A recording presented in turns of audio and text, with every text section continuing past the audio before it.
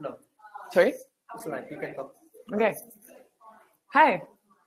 Welcome to the third edition of the Global Landscape Forum Investment Case, live from the IFC building in Washington, D.C.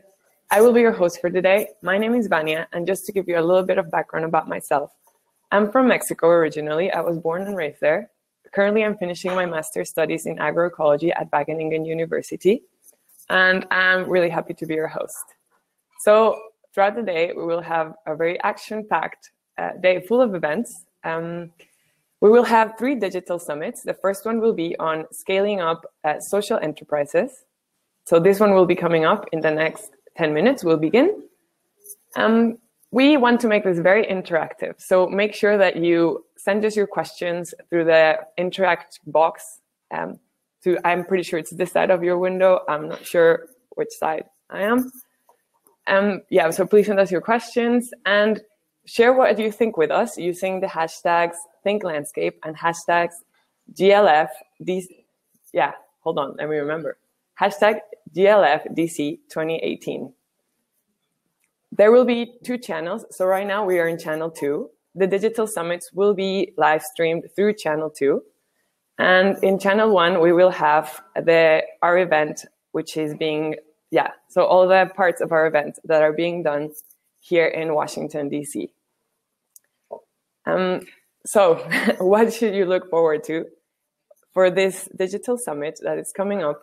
We're going to have three panelists. All of them have actual experience with social enterprises. So this will be your chance to listen to the voice of experience. There's questions such as, how do I start? If I want to be an entrepreneur and I care about social and environmental factors, how do I begin? How do I get investors interested in my idea? And as an investor, what should I look for when I want to invest in a social enterprise? And super important question, what impact can social enterprises really have on the ground? So our panelists will be able to answer these questions. They'll discuss, how can the social enterprises be scaled up? This will be the first digital summit. As well, you can catch some behind-the-scene actions on Facebook and Twitter. And well, I hope we have a lot of fun. Don't forget to interact with us through our accounts. And well, just let me brief you through what we will be doing throughout the day here in the IFC building. We'll have an opening plenary that will begin at 9. And so one key event that you don't want to miss is our Dragon's Den. We will have pitches. We will have 4 pitches being done to investors. They range from 150 million for a restoration project in sub-Saharan Africa to 500,000 for an innovative app. So you will not want to miss this to see, what innovative ideas are being put out there and what are investors' response to these ideas.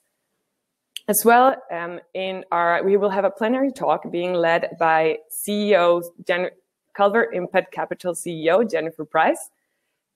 She has a lot of experience with social enterprises and the investing part of this.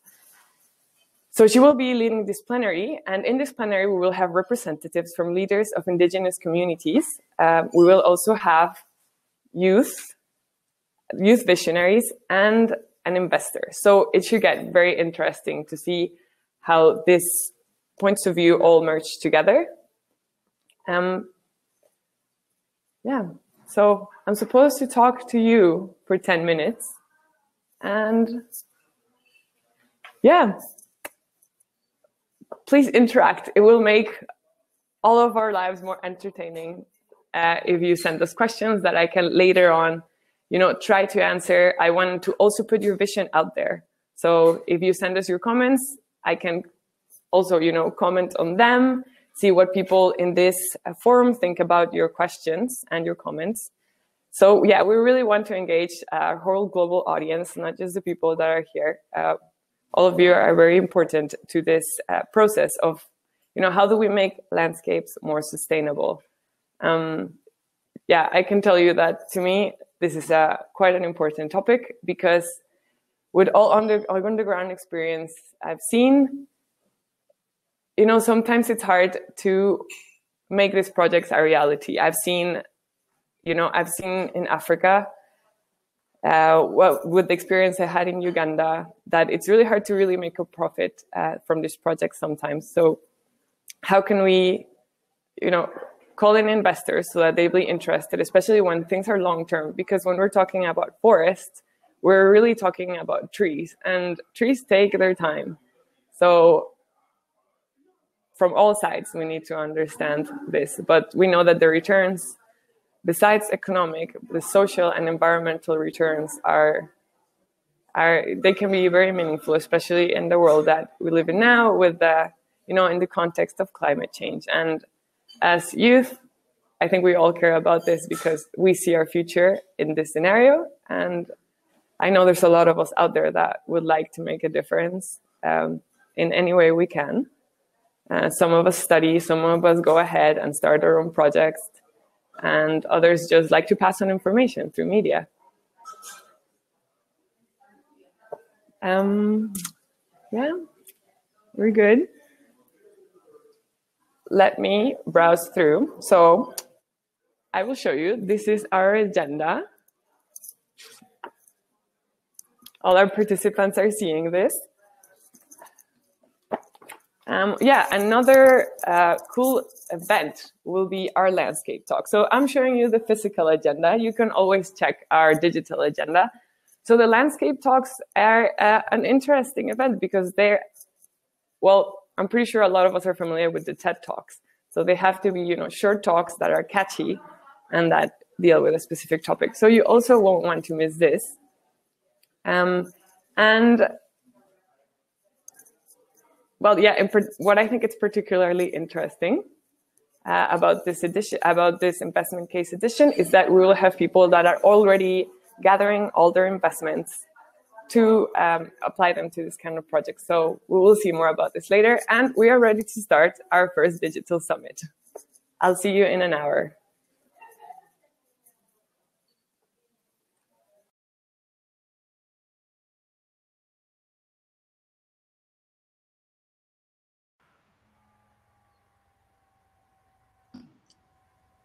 Okay, thank you, Vanya. Thank you for, let me make sure everybody's connected first.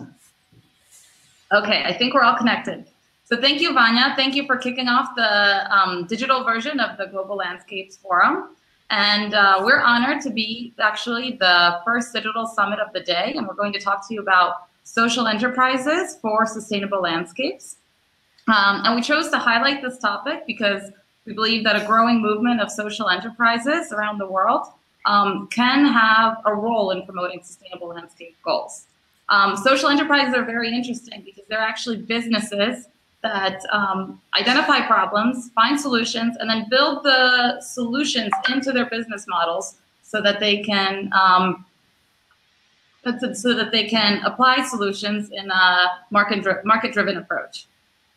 There are various examples of these social enterprises throughout the world. You can find very many different models, and models in all different sectors, from education to health, but also many of them are actually in sectors very related to issues of sustainable landscape. So you can find them in agriculture, you can find them in energy, green energy, in waste management and water conservation.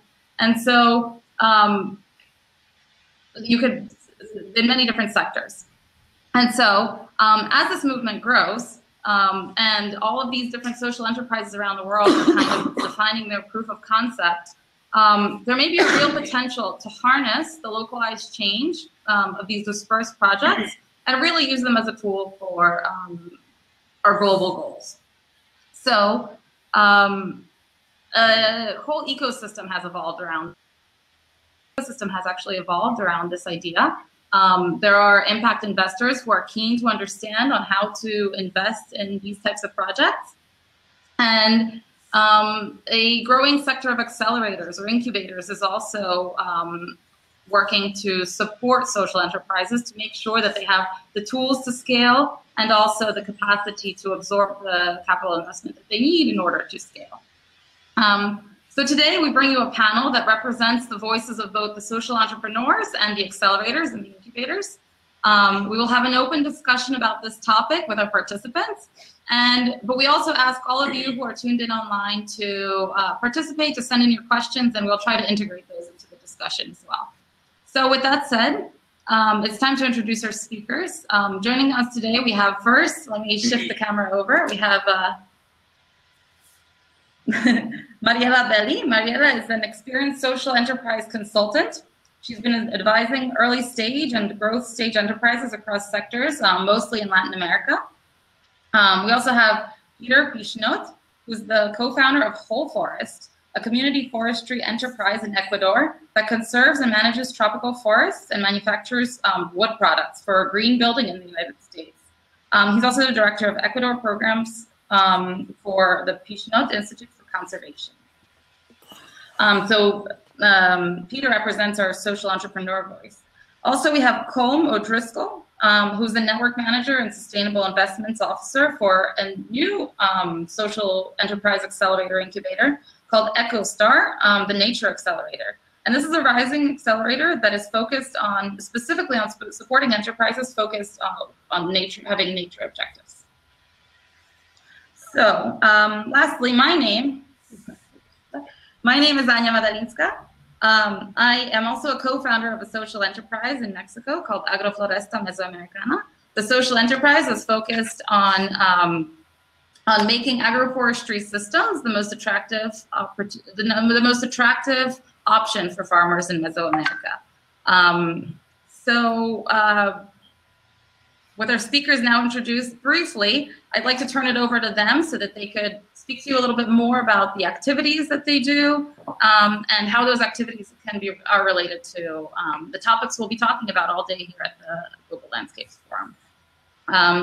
So starting off, let's have each speaker introduce themselves. Maybe if we could start with Peter. Peter, would you like to start out and tell us a little bit about the problem that you work on, your project's solution to the problem, and how you've actually turned this problem into a sustainable business model? The solution, I mean, not the problem, how you've turned the solution into a sustainable business model. Great, thank you, Anna.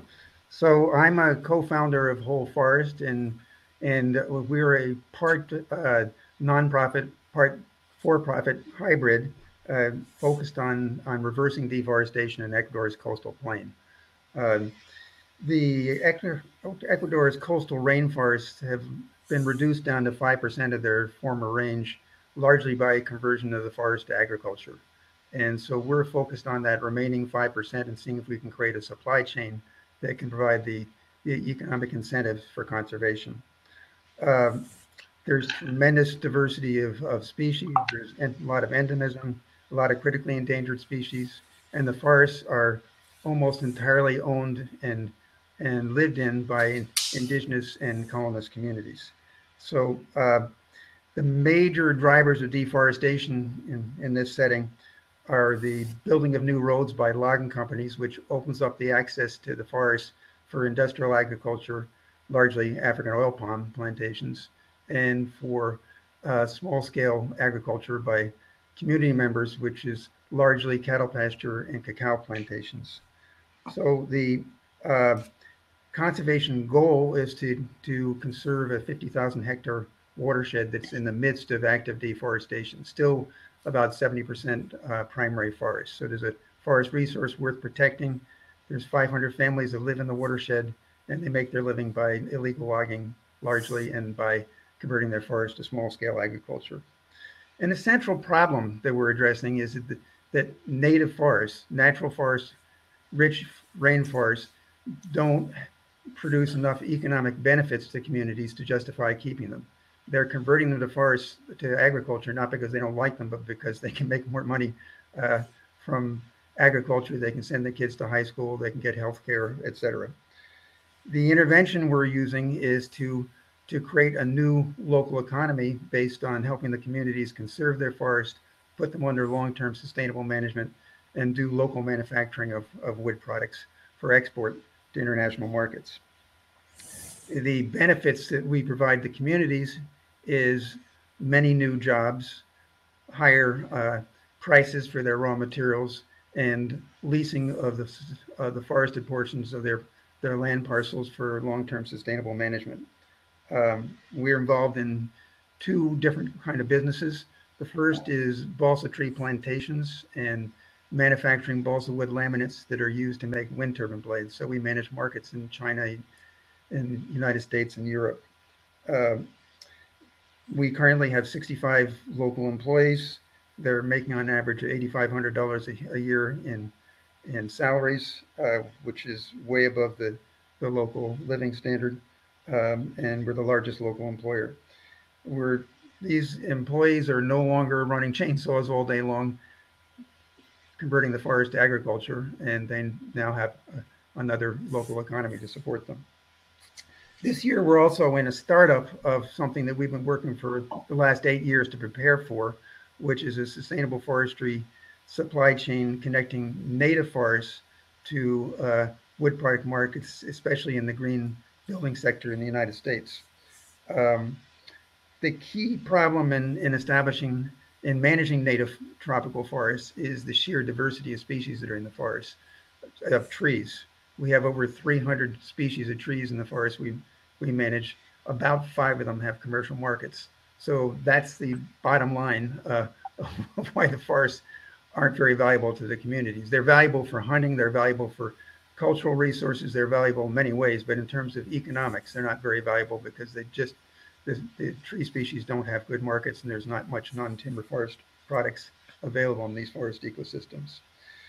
So our solution to this problem is an innovation in completely rethinking how forest products are made. And we design products that are made from dozens of different species, none of which have commercial markets, and integrate them into highly interesting products. And if you can see, maybe you want to blow that up if you can. This is an example of many different ways of presenting multiple species products, but they can be really bright and colorful. They can be more restrained. These are beautiful. Deep and rich. So we're innovating a whole new aesthetic of wood products that can drive up the value of the forest. And in addition, we are offering our clients a carbon offset based on all the carbon we're conserving in the forest that otherwise in 5 or 10 years would be totally converted to agriculture. So there's a tremendous carbon play available as well. So that's what our business that we are establishing this year, and we hope to be selling products in the United States by October this year. Amazing. Well, good luck with that. We hope to see your products in the U.S. You will. So having heard a little bit about Peter's enterprise now, Peter's business model, I'd like to hand it over to Mariela next. Mariela, having worked with many different enterprises, hopefully can give us a little bit more of an overview and highlight some other models that she's worked with in the past. So here we go. Hello, my name is Mariela Belli, and I've been working with social enterprises in different parts of the world for the past 5 years now. Previously, I worked in the finance sector for 6 years, so I have a consulting and finance background. And I will say that supporting all of these social enterprises has been really fulfilling professionally as well. And more than anything, seeing all the work that comes behind that has an impact and push, as a lot of entrepreneurs can probably attest to, having a startup is not easy, and having a startup that has a social impact, I would say, adds another layer of challenges, especially because you have to make something sustainable that that has, an impact with communities that, like Peter was saying, sometimes it's not easy to create this economic, opportunity for underserved sectors. So I had the opportunity also to work with other social enterprises that have that are supporting sustainable landscapes, and I would say that when it comes to conservation or water, sanitation, energy, different sectors that have an impact in the environment, it comes also with additional challenges, for example, of not being connected with the main ecosystems in the main cities, because sometimes their activities or operations are in other cities in a developing country. So having a support ecosystem such as impact investors, accelerators, incubators really come as a great support for these social enterprises, not to only connect them and give them technical support, but also for the capital they need to keep growing. Great. Okay, great. Thank you, Mariela, for that overview. I'd just like to remind everybody who's tuning in that you're welcome to ask questions following up these presentations by the speakers anytime throughout the discussion. So go ahead and ask away in the chat box. Now, maybe we could shift it over to Comb. I know that your accelerator is unique because it's uniquely focused on nature and nature work in nature-related sectors. So could you tell us a little bit about how the mission of the accelerator is linked to sustainable landscape goals, and also in starting the accelerator and starting your first batches of social entrepreneurs, how successful were you in scouting out examples of enterprises that work in sustainable landscape? Yeah, good afternoon, everyone, or good morning, depending where you're calling from. Yeah, my name is ODriscoll. I work for an environmental consulting company, a spin-off of the University of Padova. And to answer your question, I think the main response I can give is connected to the services and also the history and the approach we take to every project that we do. EcoStar started out as a university business research project, coincidentally. So we're speaking about sort of how to scale projects. EcoStar itself started out as a research project, and we obtained some funding, a substantial amount of funding from the European Commission, and the idea was to create opportunity in 4 sectors: agriculture, forestry, natural resources, where natural resources for us are a little bit more, let's say, the sustainable management of soil and their ecosystems associated with soil management, carbon markets, so carbon, and water resources, watershed management. These for us are the natural resources that matter at the moment, and ecotourism. So these are the 4 sectors. We found, so we did the research is key here, and this will probably sort of, I will repeat this throughout the responses and to most of the questions answered today. Research is key here. Why? Because we did a huge research on a Europe-wide scale that was then scaled beyond Europe. A lot of our funding came from the European Commission, so our focus first was the European Union. And our research, we tried to understand what was lacking in businesses. Why were businesses struggling in these sectors? And so we did this huge piece of research, and we understood that funding was one of the main problems, but also entrepreneurship skills. So we created the first entrepreneurship courses for these sectors.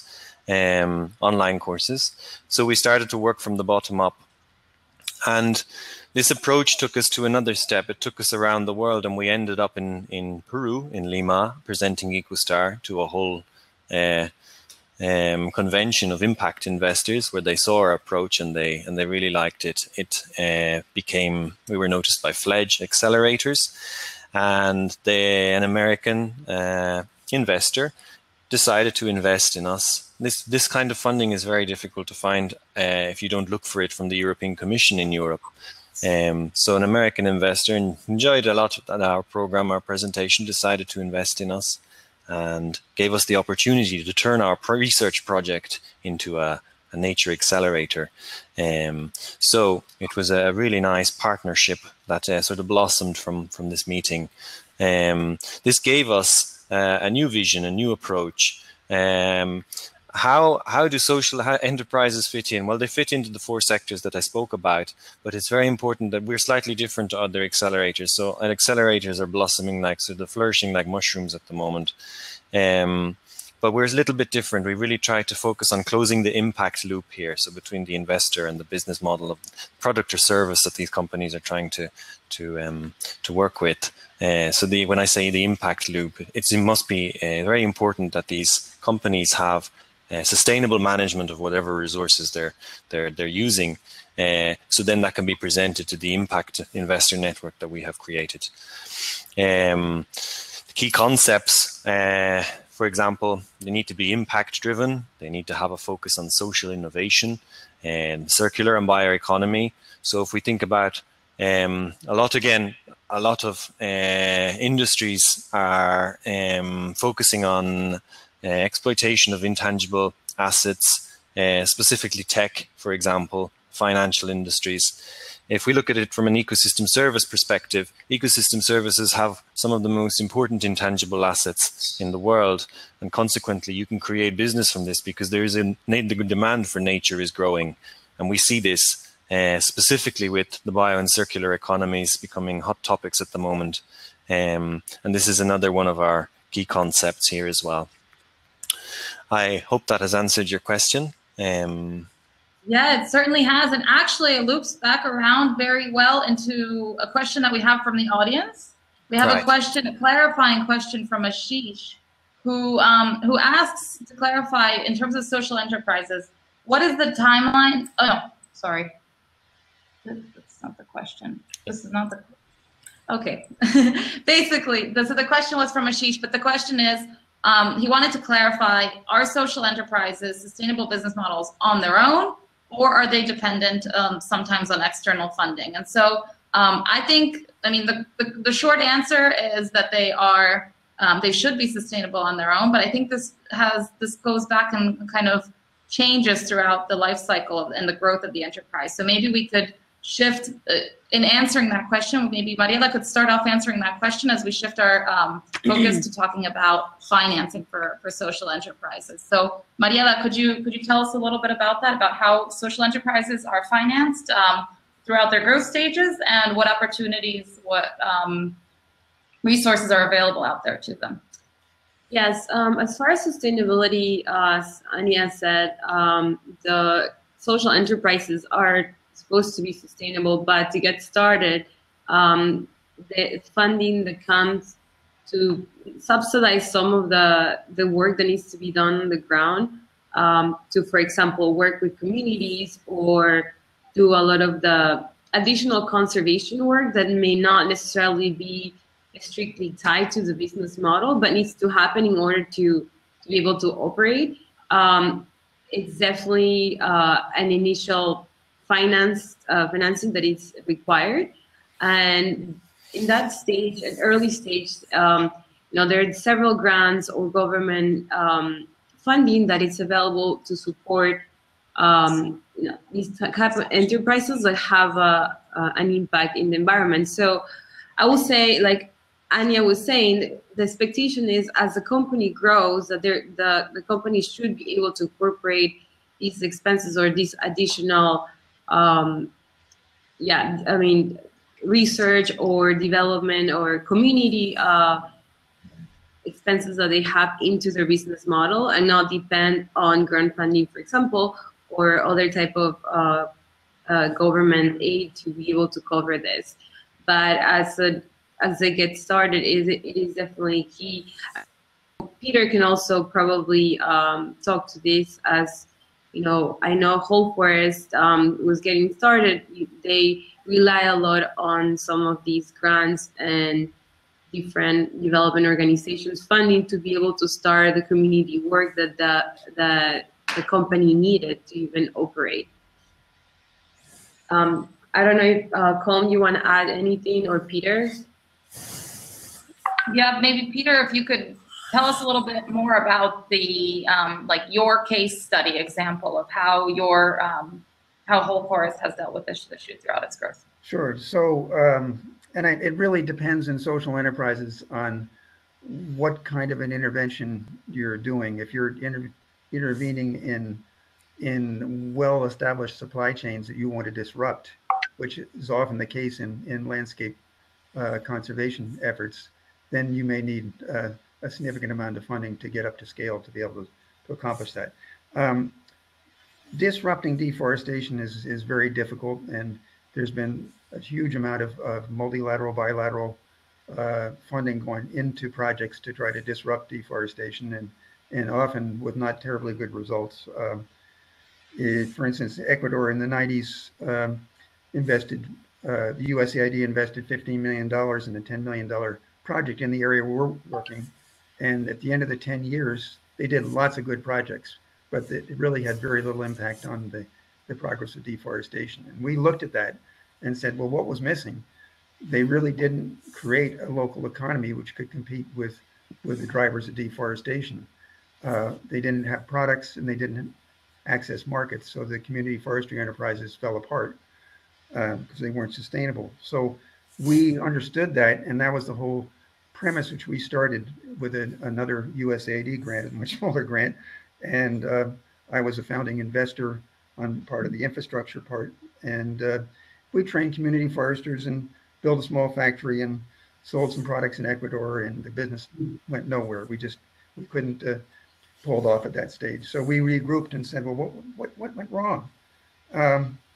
One was that we recognized that we needed a much stronger business model, one which could grow rapidly to become a competitive force. And secondly, that we lacked a lot of technical knowledge in order to establish a sustainable forestry supply chain.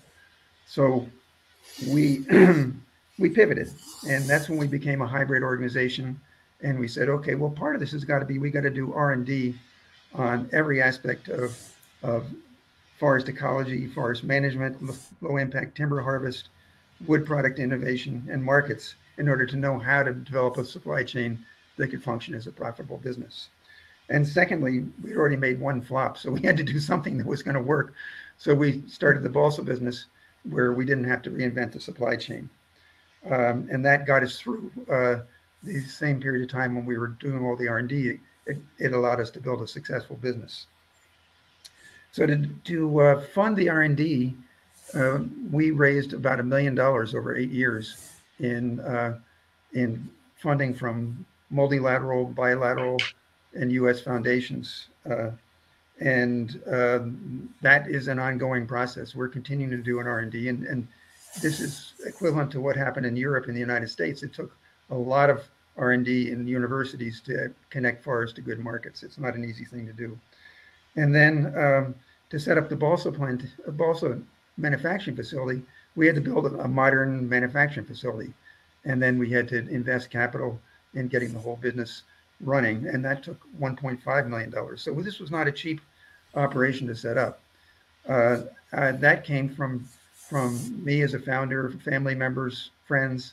That was we could not raise that funding from other investors at that point. Then now the really hard part has become to raise the funds for the sustainable forestry of native forests, where we had to innovate a whole new supply chain, which signifies a lot of risk. When you're inventing new products, like I showed you, that don't exist in the marketplace, and you're trying to manage forests in a way they've never been managed before, then that represents risk to investors.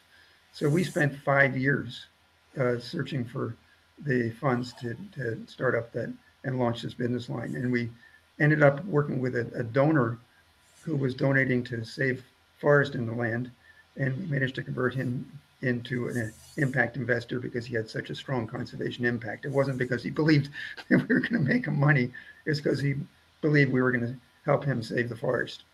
And so that has been our trajectory, that we had to raise a lot of funds to create a manufacturing business to connect that forest to markets. And it was not an easy process, but starting off with grants is highly recommendable to get the concept in place and to test out what your business model is going to look like. And then when you get up to the point of having some traction, you can start talking to investors. But that transition from a good concept to an investor-ready business is the no man's land that all of us have to go through in the social enterprise. And actually, it's true of any business. that is a very hard part of starting a business, is to get from proof of concept to sufficient viability to attract investors and get the risk level low enough so they'll join in. Well, thank you, Peter. Thank you for that explanation. And I think one promising thing that we have is the fact that there is this rising movement of social enterprise accelerators and incubators that we're grateful to, that kind of hold our hand through some of this process and help us prepare to access through that no man's land that you discussed. So going on that note, let's go over to Colm, and maybe Colm, you could talk a little bit about your vision for the Nature Accelerator and how the Nature Accelerator kind of aims to connect enterprises that are scaling to investment. Right. Just before I do that, I didn't answer the last part of your question on scouting. Okay. Scouting is for us was quite difficult. There are certain things that we looked for within the sectors that we spoke about, but once again, we took a research-based approach to the scouting. The scouting was done over a period of a year, and I will go through also what investors look for and what, as an evaluator for the accelerator, I looked for. And it's not that different to what other sectors, investors in other sectors look for, because the glue, the foundation and the glue, the foundations and the glue that holds the foundations together are key here. But just to go back to Peter has a product. And Peter's product, okay, there was also the funding. So that's very important, project funding, to start to have that sort of stepping stone to start you off. But Peter identified a product that then helped him to scale, and that product was in the balsa.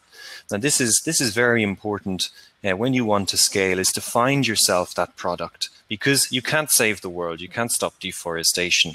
This is something that we're seeing with, although it sounds very attractive and it sells very well, you need to have a working model to stand behind before you can say something like that. So you need to start small. One of the approaches we take here is with the lean methodology. So having a minimum viable product. And in a certain sense, this minimum viable product can be applicable to any sector, to most products, to most services, but it's to find that product and test it. And Peter has done this with the balsa, and it has worked. And this is key. This is my point here, that you find that product that you can bring to the market, but you can't save the world. You can't bring every product to the market. So it's very important to understand that. Whether it's in a project, you start maybe obtaining the funding for the project, and then from there, with that funding, you invest in what is the minimum viable product and begin to test the market. What investors look for? Investors look for that this doesn't change no matter where you are. As an evaluator for an international accelerator, investors look for a strong team. Okay, one of the main factors before any of the investors wanted to speak with the startups that we had chosen, they wanted to know about the team. It was their first question. Okay, who are they? What's their background? These are quite simple questions, and it was easily done. You had to go a little bit deep into looking at. So if you want to go to investors, ensure that your team is solid, and ensure that the people that you're working for are solid. Because if they're not, the investor is going to be the first thing that you look at. Again, is the impact. So how much of an impact you actually have on the ground. So physically, when I say you begin to test that minimum viable product, how much of an impact is that going to have? How much does it actually have? Do you even have that? Another one is capital need. So depending on where your business is, how much capital do you need? Investors are going to look at that and say, okay, well, they're completely bootstrapped. But this also depends on the type of investment that the startup is looking for, the type of accelerator program. Some investors are more attracted to bootstrap startups because they can help them more if the service is already working in the market. Another big one is competition. So again, just taking Peter's example, this is a really important point. What you did was you did something amazing, and you found balsa wood as your product to scale. And this is really important here, because you can go on and compete with every other environmental consultancy company in the world working on projects. funded by institutions. It's what we do in our company as well in Italy. You can do that, but you're up against tough competition. So you may win a project, you may win another project, but until you find that niche product that you can bring to the market and scale, this is really important. Staying power. So this is again your ability. So when the investor looks at you, he says, okay, well, are they going to, it's again related to the team. Is this a team that can really last? They may test you a little bit. They may test how your staying power is in whatever projects you have been. They may look for feedback based upon clients, things like that. In our particular case, we also looked at, because we're a unique accelerator, we also looked at the level of sustainability. This was quite a difficult one to evaluate. The level of sustainability, the sustainability approach incorporated in the products and services that were being sold or being marketed. So I hope that answers that. Yeah. So your focus, from what I understand, is that preparation so that the social enterprises can meet the need and communicate effectively. Yeah, just two takeaways. Don't really. We've seen so many I've evaluated 700 startups for this accelerator. And so many of them want to save the world. You can't save the world. You can start small. You need to start small. You need to take that product and then begin to scale it. And you need patience. You need time. You have to test the market. If the market's not going to appreciate your product, then you have to start again. But in the meantime, the world is not being saved. So it is a very important point. Start small and scale. Great. Thank you for that. So that's definitely very good advice, and I think that sometimes we underestimate when we do begin and we have something small that we don't really see in a larger scale. We don't understand how, once the ball gets rolling, how impactful something small can become. And so I think that it's a great example from Peter, that he started with something and has gone through several stages of reinvention, and now has a product that is quite niche and attractive in the international market. So I just wanted to add something. Sure. So to Colin's point, I think that it is very important when you're getting to that point in scaling up. I just wanted to emphasize to be able to prove that you have a sustainable model is very important, and also to show the impact that you have. So think about impact investors or any other angel investors out there that want to support your company. So they can put the same amount in company ABC. So it comes down to which one is going to give you the greatest impact. So it is very important to be able to show also how catalytic your company and the impact that the company is having in the environment, to be able to compete with other investment opportunities that are out there for investors. So it is also important to start thinking about that. So impactful is your company. So if I invest X amount of money and you tell me you're going to impact 100 communities, but then I can invest the same amount of money and have 3 times that impact, obviously I prefer to put my money where it's going to have a higher impact. So keep that in mind also as you're scaling up and you're positioning yourself as a social enterprise. This is it's a very good point, in fact, and this, you need to be careful about what accelerator and what investor you begin to work with, or who you get chosen by, because there are different financial mechanisms. This is getting a little bit more complicated than I would have planned for, but there are different financial mechanisms that are applied by some accelerators now that help you succeed over a length of time. You don't have to throw all your eggs into one basket, I suppose, and you don't need to focus on an exit strategy. There are accelerators that will work with you, and usually the sustainable, at least in our case, we don't just sort of try and drop you at an exit strategy. We work with you till the very end, and even then, if you fail, nothing is owed. to the investor, and nothing is owed to the program. So there isn't the usual sort of exit strategy. It's a very important point. There isn't this usual focus on the exit strategy driving the startup to pay back whatever investment. No, it's we stay with them until they succeed or fail, and they don't owe us anything if they fail. But impact investors are different. They're usually much better informed than normal investors. So this is another important point. So Yeah. I just want to. So actually, you were saying that you were getting into more detail than you would have liked, but it seems like our audience would like to have a little bit more detail on this topic. We have a question here from Ashish, who asks, what kind of are the terms when investors do invest? Going back to the tools that are available. So he asks, investors fund with what take back? They give. Do sometimes do they take a certain percent of interest back? Do they sometimes have a stake in the project? So maybe Mariela, you could start on this and tell us a little bit about the different structures for, like, once investment does come through and once you have become interesting to an investor, what are some of the stakes, or how does an enterprise match to the right type of arrangement? Yeah, so defining the type of investment that it's the best option of investment for a company depends a lot in the stage and their plan forward. So I will say, considering equity or debt as the two main types of investment are the options right now. But considering, equity comes at a much higher price when you're just growing. And considering some debt structures that are available for social startups, sometimes it's more convenient, like soft loans or even hybrids, like convertible notes.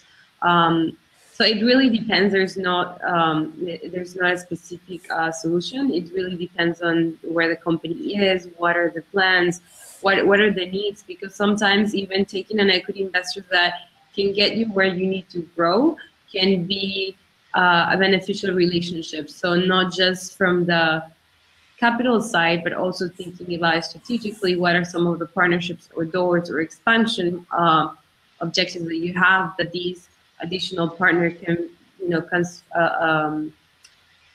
bring to the table for the company. So it really depends, but I will say in general, just think about it as a relationship. It always has to be a two-way street for the investor and for the company.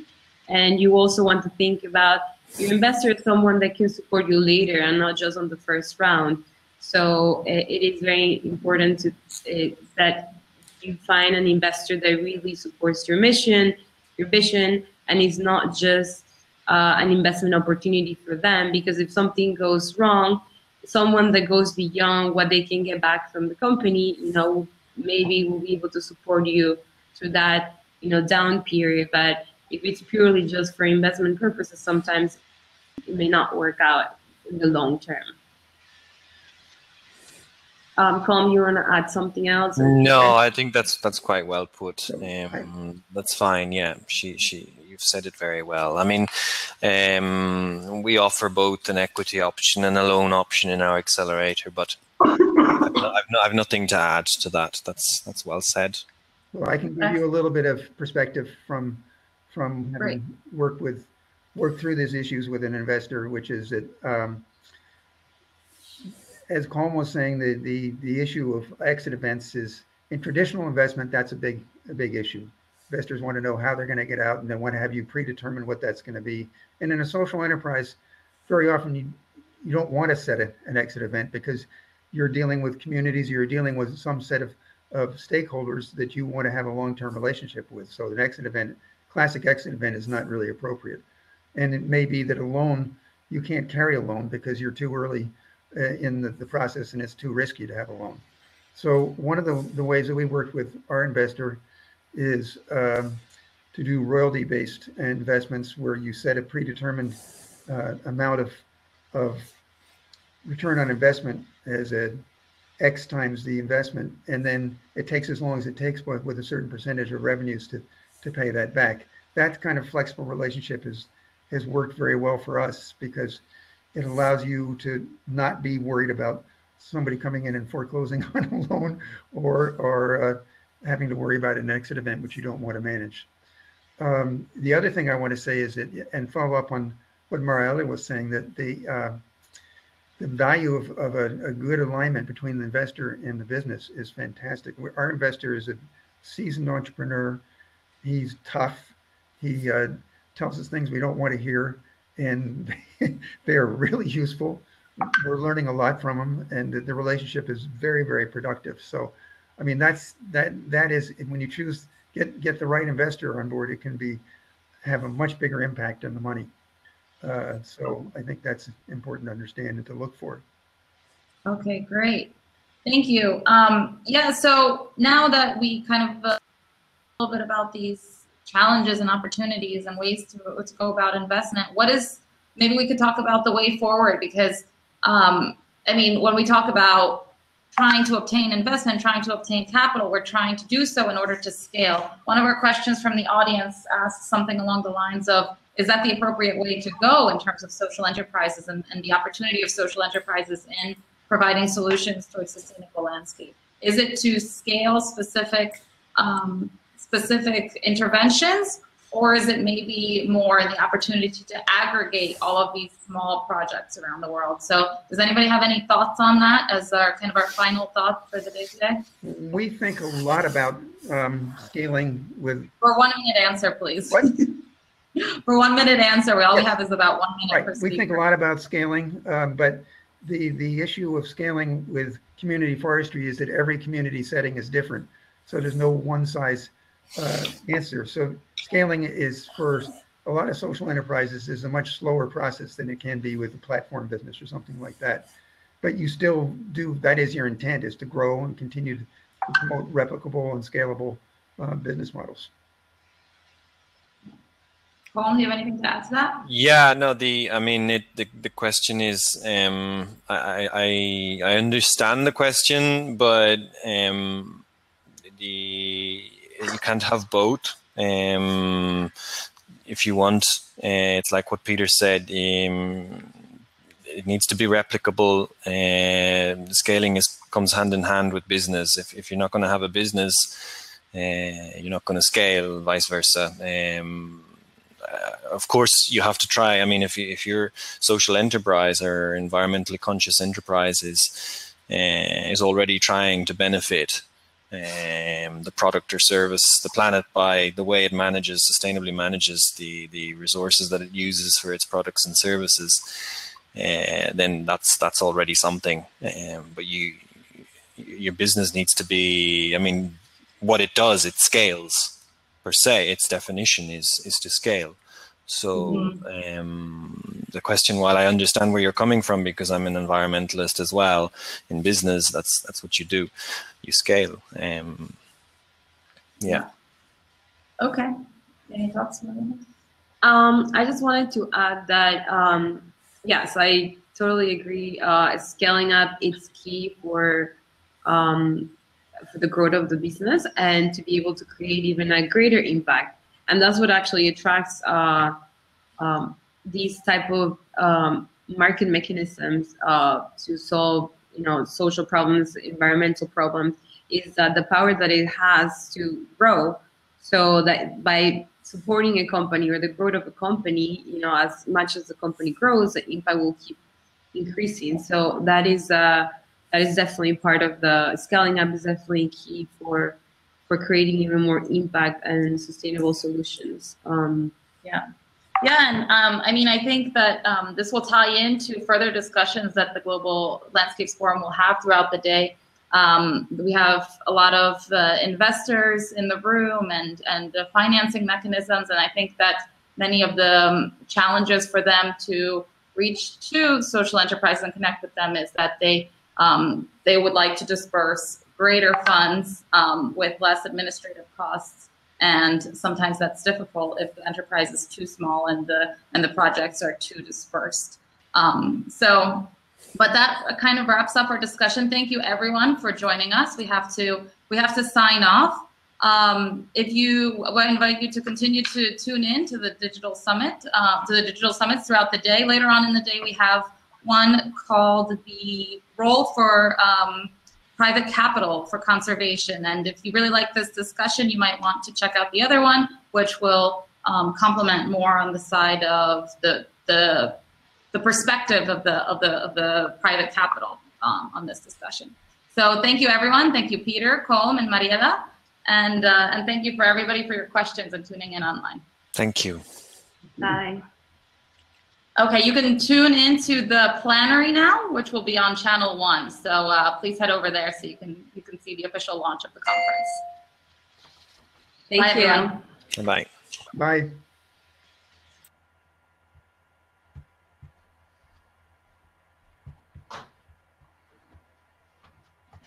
Sounds like it went really well.